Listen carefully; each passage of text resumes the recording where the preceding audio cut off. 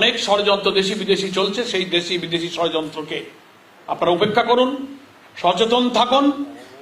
সরকার ঘোষিত নির্বাচনের যে টাইমলাইন তারা ঘোষণা করেছেন, আমরা দাবি করব, আমাদের প্রিয় আমিরে জামাত এই দাবি পরিষ্কার করে বলেছেন, নির্বাচনের দিনক্ষণ তারিখ নিয়ে আমরা কখনো কিন্তু কোনো বাধ্যবাধকতা করি নাই। আমাদের দাবি হলো নির্বাচনের আগে রাষ্ট্রের সমস্ত অর্গান সম্ভব যদি নাও হয়, একটা অবাধ নিরপেক্ষ নির্বাচনের জন্য রাষ্ট্রীয় কাঠামোতে জনপ্রশাসন, পুলিশ অ্যাডমিনিস্ট্রেশন, ম্যাজিস্ট্রেসি, সংবিধান, এন্টি কারাপশন, ইম্পর্টেন্ট ৬-৭টা অর্গানকে সংস্কারের জন্য ন্যাশনাল কনসেনসাস কমিশন যে অগ্রসর হচ্ছেন, রিপোর্টগুলো এসেছে, অন্তত এই সংস্কার কাজগুলো পূর্ণাঙ্গ হতে হবে।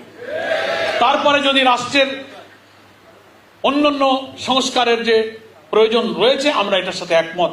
আমরা জানি রাষ্ট্রের সব অঙ্গগুলো, অর্গানগুলো কিন্তু পলিটিসাইজ হয়েছে এবং করাপ্ট হয়ে গেছে। ওয়ালটন আবারও মিলিনিয়ার অফারে ওয়ালটন ফ্রিজ কিনে আপনিও হয়ে যেতে পারেন মিলিয়নিয়ার।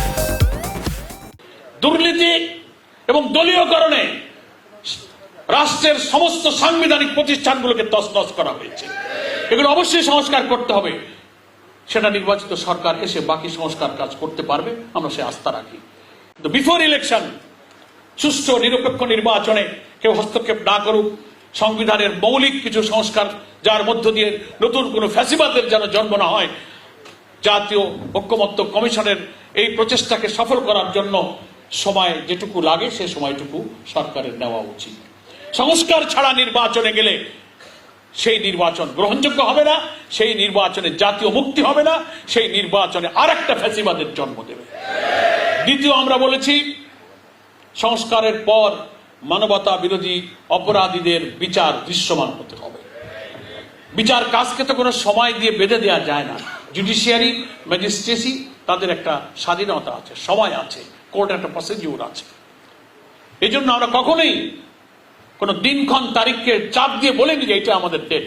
ঠিক আছে, চিফ অ্যাডভাইজার নির্বাচনের যে ডেট লাইন বলেছেন ডিসেম্বর 25 থেকে জুনের 26, আমাদের আমিরে জামাত বলেছেন এর ভেতরেই আপনি যে কোনো সময় আপনি করেন, কিন্তু প্রোভাইডেড এই কাজগুলো আপনাকে করতে হবে। আমাদের আশঙ্কা তা যদি এখন না হয়, কোন রাজনৈতিক সরকার আসলে এই সব নিরপেক্ষ বিচার আর প্রয়োজনীয় সংস্কার ব্যাহত হতে পারে। আমরা স্থানীয় সরকার নির্বাচন আগে চেয়েছি, তার কারণও আমরা বলেছি প্রধান দুটো কারণ। স্থানীয় সরকারের সিটি কর্পোরেশন, পৌরসভা, উপজেলা সব স্তরে এই কাঠামো না থাকাতে জনদুর্ভোগ বাড়ছে। রাস্তাঘাট, অবকাঠামো নির্মাণ, জনের সাহায্য সহযোগিতা, দারিদ্র বিমোচনের সমস্ত সরকারি কর্মসূচি এখন সরকারি অফিসারদের হাতে নিবদ্ধ। দুর্নীতি, ব্যক্তি পূজা, স্বজনপ্রীতি এবং অর্থ আত্মসাতের এই সুযোগ তারা পেয়ে যাচ্ছে। খবরের কাগজ, নিখাদ, নির্ভীক, নিরপেক্ষ।